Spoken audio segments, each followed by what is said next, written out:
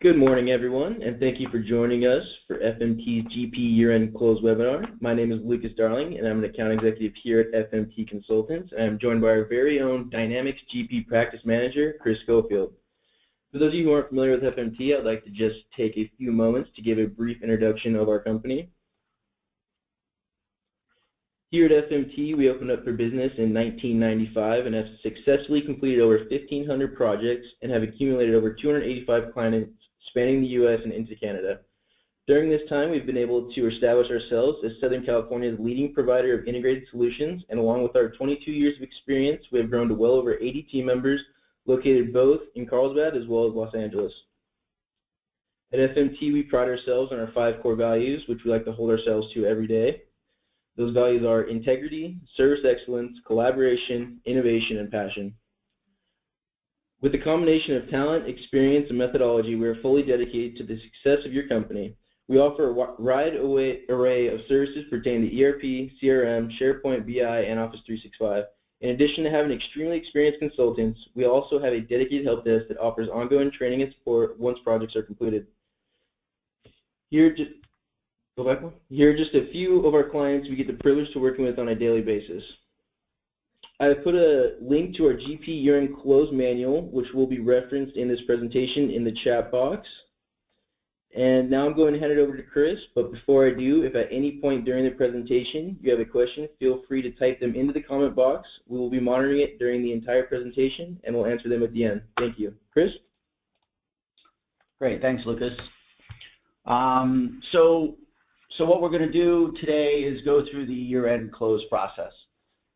Also in the chat box with the link that takes you to a year-end close document, the document that you can access, which will be on our website, is cumulative of 2 things. One, it is a period-end close user guide as well as a year-end close user guide. What we're going over today is the year-end portion, which starts on page 50 of the document itself. So as far as introductions, I've been doing GP for a while now. Like Lucas said, I'm the GP practice manager here at FMT. We, in addition to these webinars, we also had a live event back in December at one of the Microsoft offices. And our customer care team here at FMT are also available to support you, the client, in your year-end close efforts. We'll have a link to the customer care email as well to reach out for those and schedule a meeting with them. So we'll start with our agenda. The biggest part of the year-end close process is really the preparation. The expectation here is year-end comes around, we've already closed period by period by period, and there is a order in which the closes of each of the subledgers need to be done. And as the screen shows, it's inventory, receivables, payables, fixed assets, GL, and last but certainly not least, payroll. If you are on the call today and you are running payroll in GP, this is probably a little late for you. Payroll process would have started before the end of the year 2016 with a set of uploads and updates to tax files prior to you cutting your first payroll check in January, which probably has already occurred unless you're monthly and then you're squeezing it in just in time. Part of this preparation of year-end is some general year-end practices. The stress of backing up the company database, this process that we're going to go through today, and we'll be bouncing in and out of the slide deck as well as the GP application itself, is really part of the backup of the company database. This close process is company database specific. So those of you who have multiple databases within your GP environment, it's one database at a time. Recommended things to do at the year end is certainly run any SQL maintenances, including the reconcile and the checklist functions within each of the subledger modules. One part that is referenced in a couple of different modules is is creating the new fiscal years and fiscal periods, which we're putting up front now as opposed to leaving it to each of the individual subledgers so that it gets it done out of the way. Timing is a big issue here for year-end, especially around payroll, like I mentioned before, and certainly around accounts payable. So timing, which we'll go over under each of the individual subledgers, makes a difference in how you use GP, the buckets that you look at from a payables or a receivables perspective, as well as a fixed assets. The year-end process is really just moving data from one set of tables to another. And doing so, it allows the users through the application to be able to see data in a fiscal year or calendar year basis. You would use that for analysis of vendors, analysis against customers, analysis against your fixed assets. As we go through many of these steps, many of them will ask you to print a report. We're probably not in a practice of killing trees, so we'll want to print these reports to a file.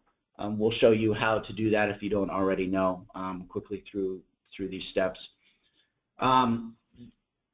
Again, the document that we're referencing is the year-end document, but it again has period as well as year-end processes in it. So we talked a little bit about some prerequisites. We talked about the creating of the fiscal periods, and we also, thing to not be left out is the checklist. Each subledger has its own checklist function that walks you through step by step each of the modules in preparation for the year-end close for that module. We're not going to go through the checklists on this webinar, but wanted to point it out that they're there, and it's a clear step-by-step process.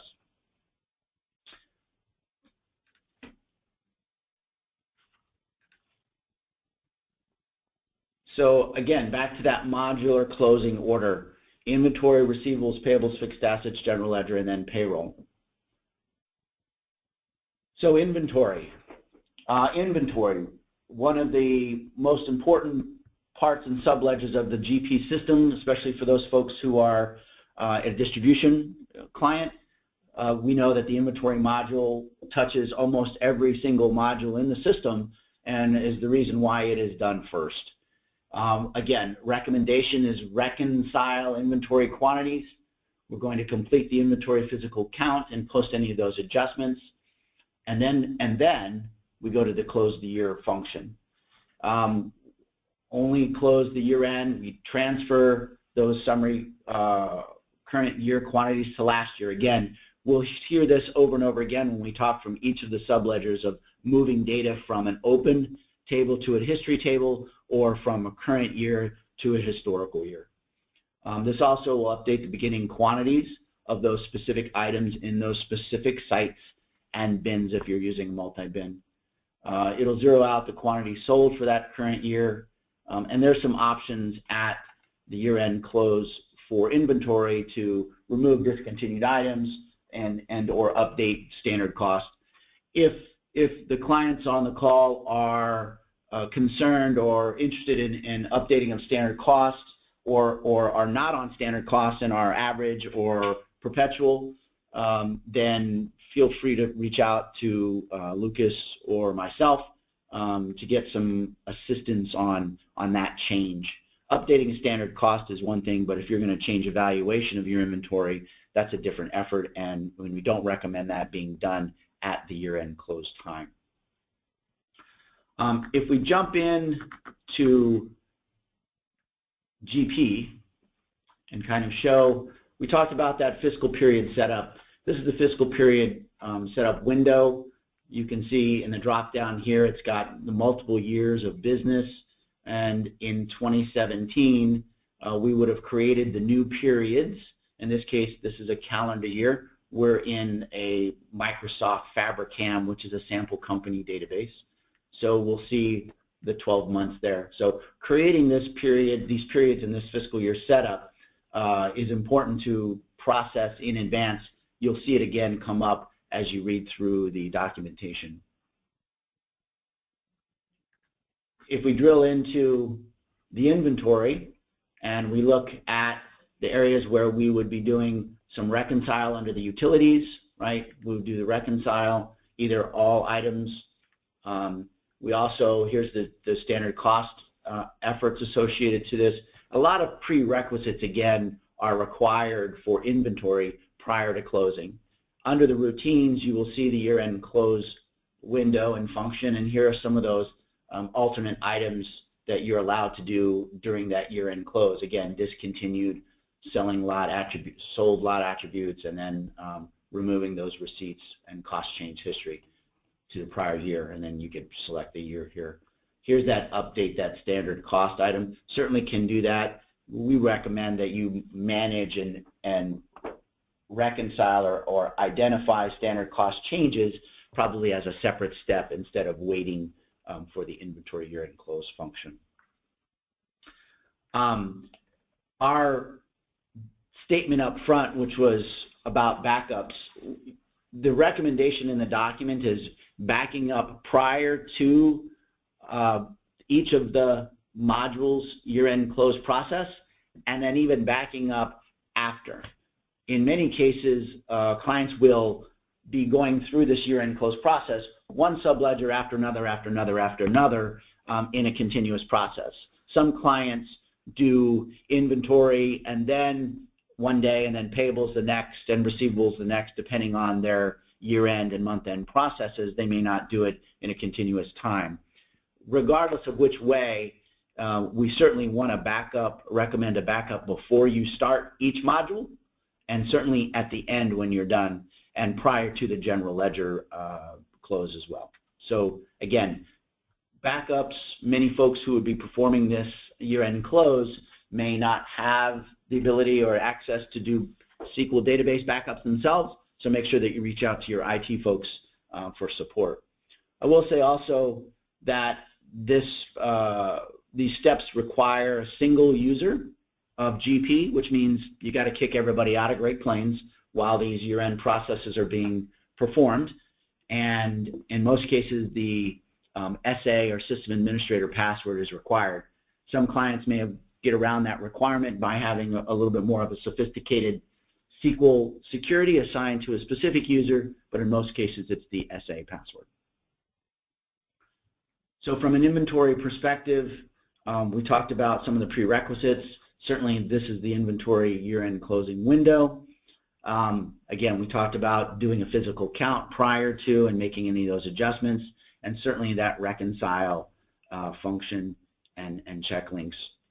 Many clients who run a lot of inventory probably already have a period end process where they run a reconcile, if not also check links, and that would be based on the volume and the types of inventory transactions, whether they're coming from the field service, whether they're coming from manufacturing, and certainly from the sales and purchasing modules. So again, the process to do a year-end close module after module, depending on your number of databases or the size of the databases, can take very little time or very long time, depending on your month-end processes and whether or not you're running those utilities on a regular basis, the reconcile and the check links.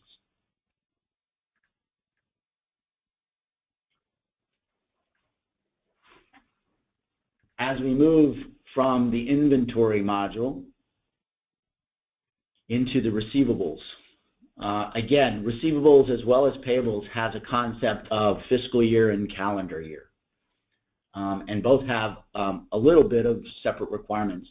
The calendar year moves the calendar year end and finance charges to last year, and the fiscal year moves those amounts except finance charges to the last year. And these are the moving of the data from the open to the history or current year to a previous year. And we'll show some of the inquiry screens that will affect when we look into GP for receivables. This also has the opportunity to close the sales tax periods. If you don't have payables, most folks who run GP have and work the payables module, so we will look at the tax year-end close in that module as well.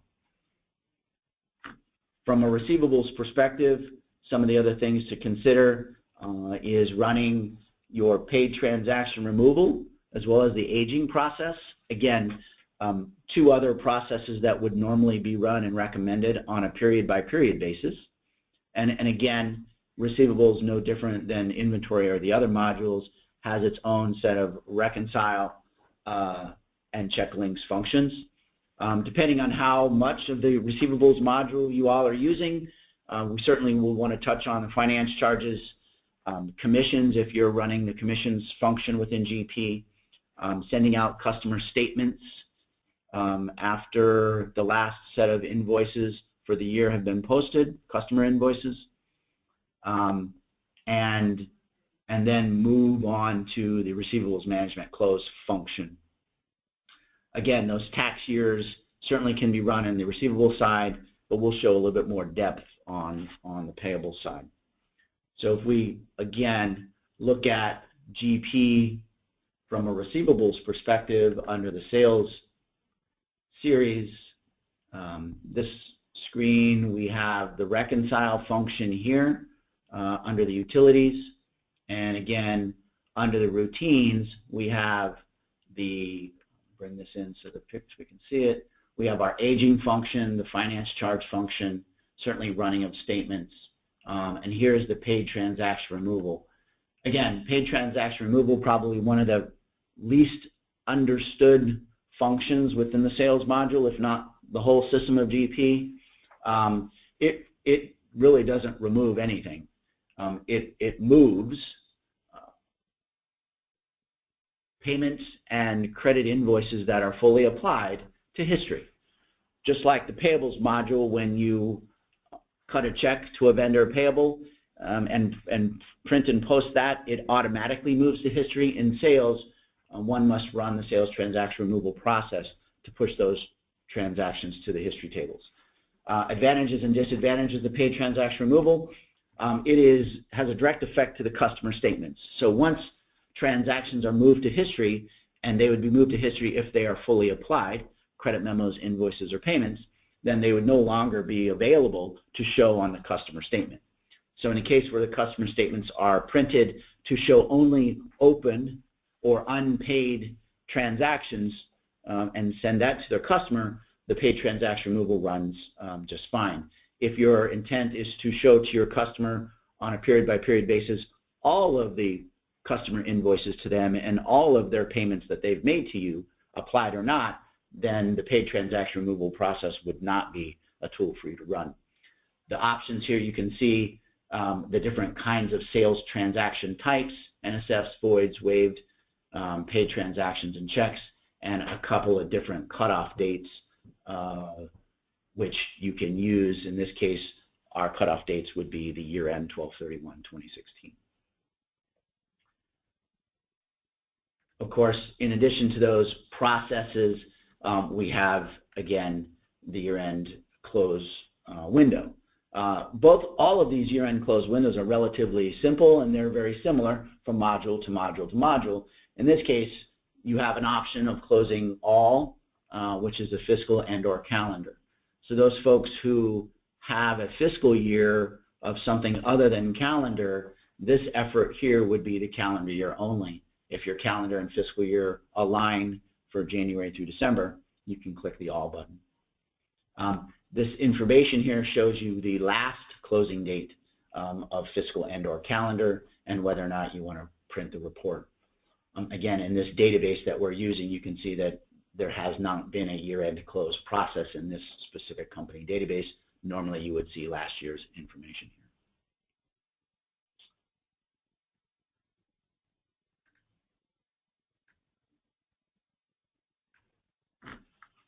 From the receivables, we go into the payables management. Again, similar process, but now we have some year-end tax updates. The year-end tax updates would normally have been applied prior to December 2016, and those tax updates, which are normally associated to payroll, also affect the, in many cases, the calculation and printing of 1099s. The important part here on a payables year-end close is making sure that your 1099s are reconciled and eventually printed and sent off to the vendors as well as the government on the 1096 document type. The calendar year-end process versus the fiscal year-end process have its definitions there. Again, very much like sales, moves data from one column. We'll take a look at the inquiry screen on the payables from one column current to a prior fiscal year. And here's where we're also bringing the sales tax year-end close, which is a separate function or a separate close process within the payables management module. That year-end tax update, again, updates the 1099 and 1096 forms, and it usually is in conjunction with running that update prior to the end of the year, or certainly prior to printing of the 1099s. Again, much like receivables, the payables year-end closing process relies on a diligent month-end process from period to period to period, and as well from a calendar or a fiscal year-end process. The 1099s function is also a separate function. We can take a look at those entries. But again, a 1099 is calculated on a calendar basis, not a fiscal year basis. And again, it's based on payments. And I'm sure that the folks on the call who manage the 1099s have all of the setup associated to the vendor master records in GP with the 1099 flag, with the appropriate type, miscellaneous, and so on, and of course the individual boxes configured for each of the different types of payments you make to your vendors. The 1096 form, which is the summary of the 1099, became available in GP 2013 R2 for those folks who are on a 2013 R2 or later, and so that 1096 form is available now. Prior versions of GP not available. So we'll jump over and look at the payables management module, where we have some different types of transactions here that we're going to want to take a look at. So again, we've referenced the year-end close process, but what we'll also look at is from a utilities perspective, some of the reconcile functions here and the 1099 update information.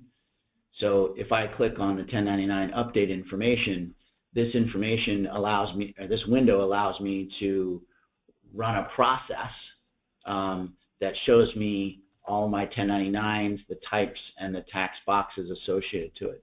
If I go into the cards specifically and look up 1099 details by vendor, I'll just pick one vendor, you can see here is a one snapshot view either by month or by year, end year, all of the amounts associated to all of the boxes associated to the different type of forms. So a very comprehensive window, and the beauty of this window, as well as the issue with the window, is that I can type directly into this window, which was accessed from the cards menu. I can enter a value. In his case, I entered $1,000 in the rents box number 1 under the miscellaneous tax type. And if I save this, that saves that amount for that box. And if I were to print a 1099, I would get that amount. So great. Instead of the system calculating and tracking these payments throughout the year, depending on if your 1099 flags were set up correctly on the vendor master before you made your first payment to the vendor, or you were implemented in the middle of the year and your VAR brought in 1099 balances, likely would have brought those balances into this window. So what does that mean? That means that you have correct 1099s to print to your vendors, but the reconcile function, or the checklinks function, will wipe these values out. So be careful and understand where your 1099 amounts and the details windows come from, whether they're manually entered like I just did, or whether or not they were properly calculated based on the transactions throughout the year. So just a warning there. I'm going to discard that. So to the inquiry screen. So let's take a look at those inquiry screens. We keep talking about data moving from one column to another, or from one table to another, or one open to history or current year versus last year. And let's just take a look at some of these vendor inquiry windows. So if I were just to pick a vendor, and we always use whatever the first vendor is, and I drop down and say fiscal year or calendar year, you can see I have a year-to-date column, I have a last year-to-date column, and a life-to-date column. So this is what this year-end close does. It takes values from the year-to-date column and moves them to last year and updates the life-to-date. If I click this down and add the calendar aspect to it, again, same set of columns, the same set of periods, and allows us to see the differences between those years. See if I have any value here. So here we go. Amount billed, amount paid. Great. If this vendor was a 1099 vendor, I would see the 1099 fields as well. These are just all the different kinds of payables transaction types that can exist. And it even gives you a count here of number of invoices year-to-date 2017 versus last year versus life-to-date. So good information and a snapshot, but again, whether it's sales or whether it's purchasing, a customer or a vendor, the movement of this data moves from column to column to column once it's completed. There are several other, obviously, inquiry screens here that you can see. Some are by year, some are by period, and the same amount here. You don't see the individual columns here, but certainly good information to have available from an inquiry perspective. Again, inquiry on the 1099 details. This looks very much like the window we were in before, but in this case, this is just a inquiry screen. Can't edit or modify the values, but I can see period by period or year by year what my values, 1099 values are per vendor. The printing of the 1099s is down here in the routines. We'll bring that up to the front. The print 1099 window here, very simple window. It has your data in it from your company database. You pick the year, you pick the type, you pick the form. Not sure anybody's still using continuous feed forms, but usually it will be a single feed type form, and a range of vendors or all vendors. And here's the differences here on which forms to print. I can just print an alignment form to make sure that I've got my pre-printed forms in the printer correctly, or I have the 1099 form that I'm going to print on, as well as the 1096, which is the summary form associated to this, the year-end process for 1099s. Again, purchasing series, payables management module, a little bit more comprehensive. There's a few more steps in here. I think every GP user or GP client has a payables management module, uses payables, if not also purchasing. Notice there is no real purchase order receipt year-end close process. The purchase orders that are open as of the end of the period, in this case year 12/31, will still remain open. Again, part of that month-to-month process would be to manage or to review and or reconcile your open POs so that they are reduced and you've identified any time where a PO has been created and potentially the accounts payable voucher has been entered instead of the receiving or the receiving and matching of that invoice to the open PO. Just a little housekeeping on the purchasing side, but no routine that affects the purchase orders themselves. Certainly you could remove completed purchase orders and that would be fine if there was a lot of volume, but at the year-end process it doesn't necessarily need to be included. from a payables management side,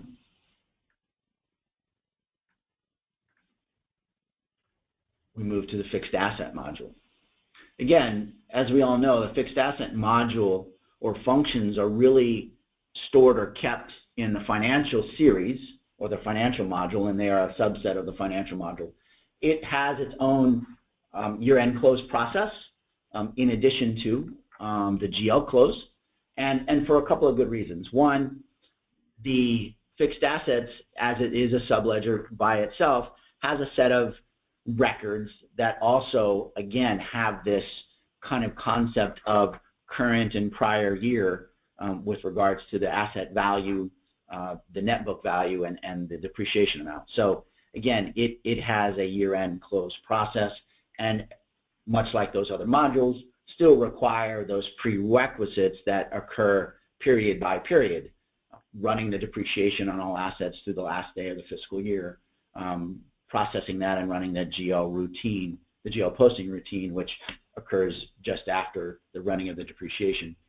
The little note here, the save year-end reports, the depreciation ledger cannot be printed at a later date for this fiscal year. That's on versions prior to 2013 R2. So again, for those folks on older versions, make sure that you print that ledger.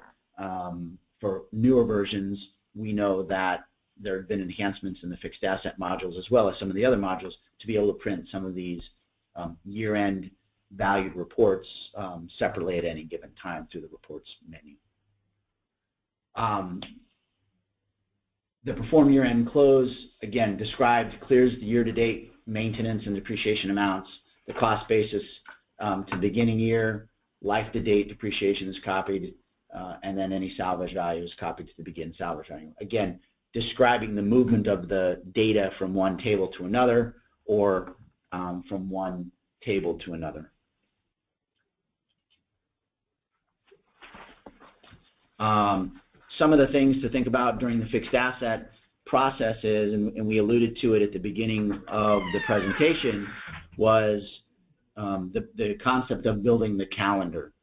Fixed assets has its own calendar requirement and quarters as well. So if the calendar year or fiscal year has not been created at front, then at this step we would want to create those calendars in the fixed asset module as well as the quarters associated to the fixed asset module. We'll jump into the fixed assets here, bring back GP, and again under the financial series itself, and you can see the fixed assets has its separate section here under each of the windows, and the calendar creation process is one of the setup options associated to the module itself, and we'll access that through setup. We'll bring setup in line here,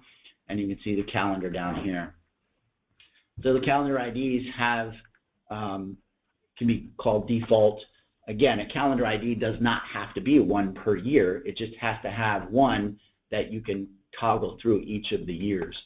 As you can see here, we looked up front that there is a fiscal period 2017 set up, and conjunctly the calendar set up for 2017 exists as well. We'd also expect the quarters to be set up as well by clicking the quarter button, and it would open up another window that shows you the beginning of each quarter. In this case, if we're talking calendar, would be 1/1, the end of each quarter 3/31, and the midpoint, which would be 2/15, and it builds those quarterly calendars, if you will, one at a time, one fiscal year at a time. So again, a prerequisite prior to closing the fixed assets. Running the depreciation, of course, I think most of us who are familiar with the module will run the depreciation as a normal part of our monthly periods, and any other processes that may have not happened during the period by period certainly want to be done at the end of the year, whether we're going to retire any assets, whether there's any intercompany transfers, whether we want to change any assets. Those also can be a process or part of the year-end process. So the depreciation, again, is under routines. Depreciate all assets are 1.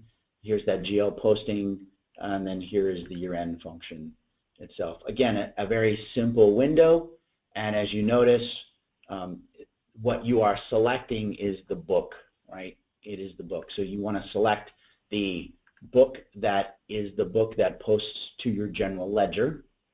In this case, I highlight internal, I click insert, and I hit continue, and it goes through the process of closing the fiscal 2017 fixed asset year by moving all of that data as it described in the slide deck from one column to another, in this case current to last year or current to year to date.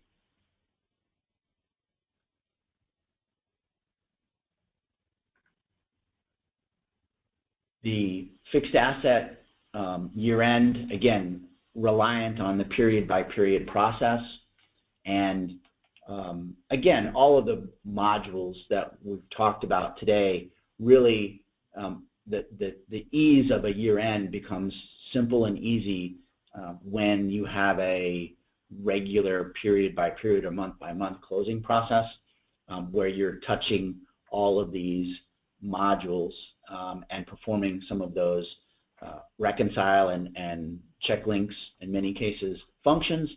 It just makes the year end go so much smoother.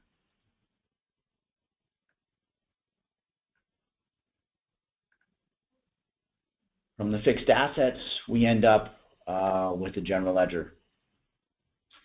So the general ledger year-end close, everything that we've talked about so far is a prerequisite to the general ledger year-end close. So it's a little bit bigger. It requires a little bit more attention, and certainly the efforts that we've gone through today are part of that effort. So a couple of things to note on GL and kind of just some tips. The system, GP, is as dynamic and smart as it is, isn't going to know whether or not you've selected or created a posting type correctly when you created your chart of accounts. Much like the system allows you to select and pick any GL account in any distribution window, whether it's correct or not, it also doesn't know whether your posting types are set up. So one of the things that we recommend is to run a smart list to verify that the posting types of your accounts are accurate. Of course, we want to print summary trial balances. If you also want to print the detailed trial balance, we should be able to do that. You obviously want to print your financial statements. If you're using Management Reporter or some other reporting tool, BI360, Profix, any of the other GP tools for reporting that clients use. Certainly, again, we talked about this before, setting up the fiscal periods for the new year. And then we would close the year using the year-end close window, and after that, close the fiscal periods for the current or prior years periods that should be closed. In many cases, we're closing the general ledger prior to truly the end of the year being finished. Auditors may be in, we still may have audit adjustments, and that's fine. We know that based on GP's functionality that even if a year is closed and is marked historical, we're still allowed to enter journal entries to that year or that general ledger the prior year, and still the retained earnings function of closing the P&L out will create that journal entry correctly and update those beginning balances. So the closing of the general ledger does not necessarily have to wait until your last final audit adjustment. It certainly can be done prior to that. The other thing that the close of the general ledger is going to do for you especially if you're using one of the GP familiar reporting tools, is it will also generate your beginning balance for 2017, which allows you to run your management report reports, P&L, balance sheet, cash flow statements in January for the period of January while you're still managing the audit, and still be able to give you up-to-date information with regards to balance sheet balances. So certainly no need to wait until the audit's done. From a kind of tips, there are a few things that you can do during this year end. You can delete some accounts and inactive. You can delete inactive segments within your GL string. You can certainly, if you're all using unit accounts, you can check the box and allow unit accounts to be updated. Unit accounts are those statistical accounts, and they're treated much like a balance sheet, where they can maintain a balance when we do a year-end close, or you can not bring forward a balance and start fresh in January with a new unit account activity or transaction. Again, all of these reports that we're printing, from GP, we want to again make sure that we can print those to a PDF or to a file, so that we're not killing the trees. These are the reports that will take the longest and print the most paper. So if we pull in GP again, and we're still in the financial module, and you can see under finance, not fixed assets, financial, we have a reconcile, which again would be a period by period thing that we would do for AP, AR, and inventory. Here's the year-end close function. So we look at that, and again, it tells us what our retained earnings account is, what we expect that retained earnings account is. It tells us what our starting journal entry is. Most clients allow the starting journal entry to just roll over from one year to the next. And then here's some of those options associated with removing unused segments and maintaining those accounts. Again, if I click this button, it illuminates the next box, which is with budget amounts or all inactive accounts. And if I had a drum and I was going to do a drum roll, I think everybody would get a kick out of it, because now in, I believe, 2015, you see the most important button in the world called the reverse historical year. So if you found yourself closing the year too early or incorrectly, or something was missing, we have the ability to reverse it. So hooray for Microsoft Dynamics for giving us that option. It is the quintessential undo button. But before we get to that window, let's run a smart list. Access our smart list. From our menu, we're going to go to the financial. We're going to do accounts, and we're just going to click on the asterisk out of the box and let the system generate the list of our accounts. What we're going to do is we're going to search for the account posting type. Posting type is equal to balance sheet, and we'll hit OK. So now it gives a list of all of our balance sheet accounts.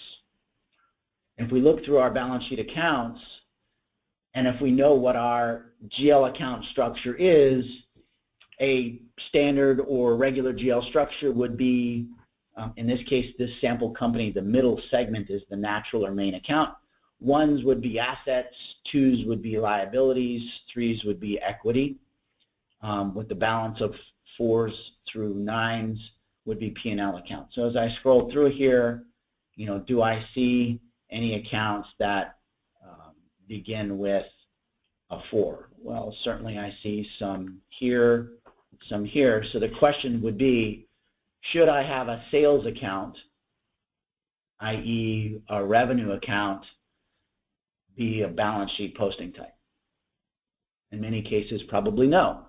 So what that means is if this account is flagged as a balance sheet and it truly is a sales, and it has $1 million in sales in that account as of 12/31, it's going to roll that balance of $1 million into 2017 January. when in fact it should be a P&L account and it should not have a balance at the beginning of 2017.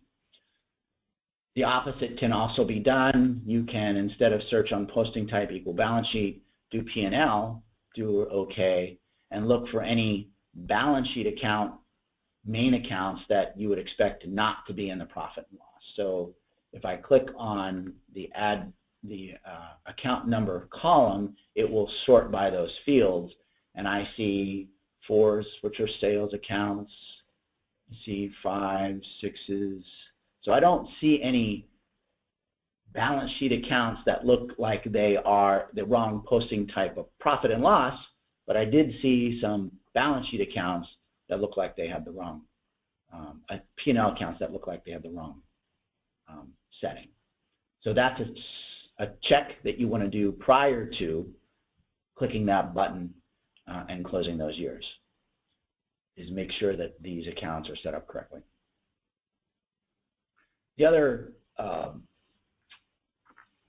enhancement, if you will, that Microsoft has offered now, which frustrated many of our clients in previous versions, is a progress bar. So now, in 2013 R2 and going forward, once we click on the button, we would see a progress bar that shows the system clicking through the process so that you know GP is still working and it hasn't finished yet.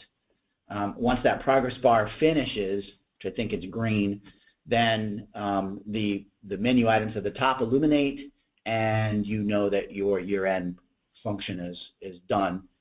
You close out of the window, it asks you to print the reports, which we would then print to a PDF. The other way to determine, and this is just system throughout, whether or not a system or a process throughout GP has actually been completed, you go off the main menu, Dynamics GP, and hit the process monitor. If there is any function or any process still working on the back end, you would see it in this window and know that GP hasn't finished whatever it was trying to do, whether it's posting a journal, whether it's doing a year-end close of a module, whether it's printing a report. All of that activity would show in this process monitor and would give you a clue on whether or not GP is finished with its process.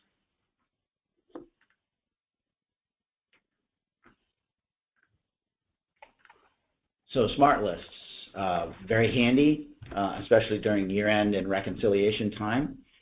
And that year-end close, again, with those few options.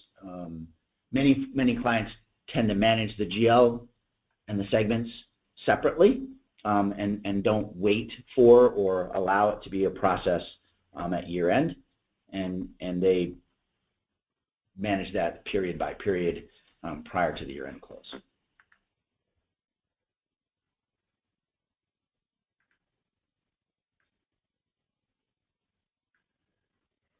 As we move from the general ledger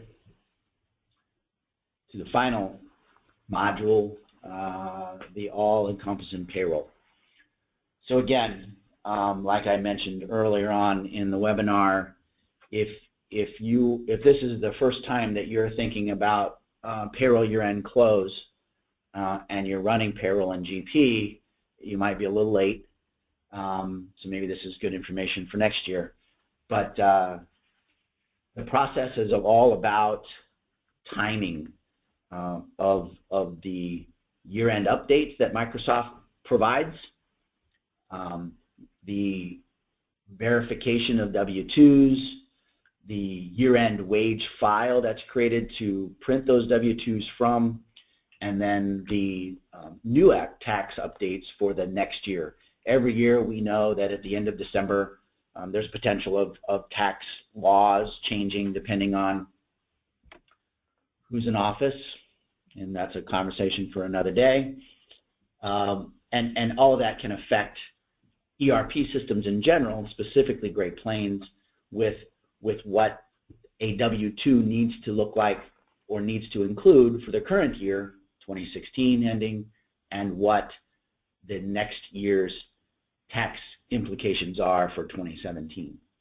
We all know that the payroll processing is probably the most important part of an accounting systems and accounting departments process to make sure payroll is done correctly, and certainly that includes making sure that employees' pay is correctly calculated as well as the appropriately tax associated to it. So complete all pay runs for the current year. This would be the 2016 current year. We would, and post, right, we would install the year-end updates prior to that end year. We would create that year-end wage file, and that is the basis for the W-2s. And then we install the tax update for the following year. And the timing for that tax update needs to be prior to cutting the very first payroll check in January. So again, it's very time sensitive in the payroll process. If your payroll is outsourced, which many clients tend to do, then all these functions are actually being done by a service, ADP, paychecks, and the like, and it's really not a concern. The processes are not difficult. They are technical in nature. Obviously, the installs of the year-end updates are technical in nature, and many users, payroll users, aren't comfortable with those installations and those tax updates, and many times rely on an IT professional within your organization, or certainly can reach out to FMT to help you with those year-end processes. The wage file, again, is what is the basis for the W-2s, and that is a file that needs to be saved, and we would assume that that would be saved in a common or shared directory where the GP users who are going to process W-2s have access. Everybody probably understands there are federal requirements for the forms. I'll leave that up to you. There are a number of third-party products that assist with the federal filings, the electronic filing of federal, depending on how many employees you have and so on. Green Shades is one of those ISVs that help with that W-2 year-end tax filing for the government. The install, the 2017 tax, again, like I said, it's a little technical. Depending on your relationship with Microsoft and partner source or customer source, those files can be downloaded directly, or you can reach out to your trusted advisor bar to help with those processes, the download of the files as well as the installation. So if I roll in GP back again, and for us to take a look at the HR and payroll process, we will see those utilities again here on the far right. Again, like any other module, it has the same reconcile and kind of those updates and transaction types associated to payroll. HR has its own set of sections there. Here is that routines where we do the year-end close, the wage report. So we'll just open up the year-end close. Not much to do there, right? Pick the right year and hit go. The year-end wage report, again, pick the year, identify the type, the order, hit go. And again, these are relatively simple. Of course, GP gives you the ability, much like the 1099s, to edit a W-2 as well as, printing the W-2. And you can see here it's giving me my message that the FICA tax table setup doesn't exist, and the year-end creation cannot be completed, which is nice to know. If it didn't give us that warning, we would be going through this process realizing that the data is incorrect. If I move that over, we also have the 1099 RS, which is a different document type, and then we have here the W-2 electronic filing if your company qualifies for that type of filing. Again, it generates a report that you identify a specific path and then submit that to the government separately. I can honestly tell you I don't know what the 8027 document is, but guess what? You can generate it from GP as well using the routine. So from an overall perspective, all of the modules react and interact very familiarly and commonly across one module to the next, to the next, to the next. Again, the prerequisites are there. A prerequisite is a period end process for each of the modules. Again, backups are important before you start and certainly after you're done. And again, keep in mind, everyone's going to be out of Great Plains while you're performing these processes. So you want to make sure that you have a clean backup before you start the processes and certainly after you're done with those processes, so you have a clean version of the database prior to the first user logging in, just in case there are any issues that users would show or present once the year-end is done. Again, just as a refresher, it's company database by company database by company database. So those folks who have many databases, this process can take many days.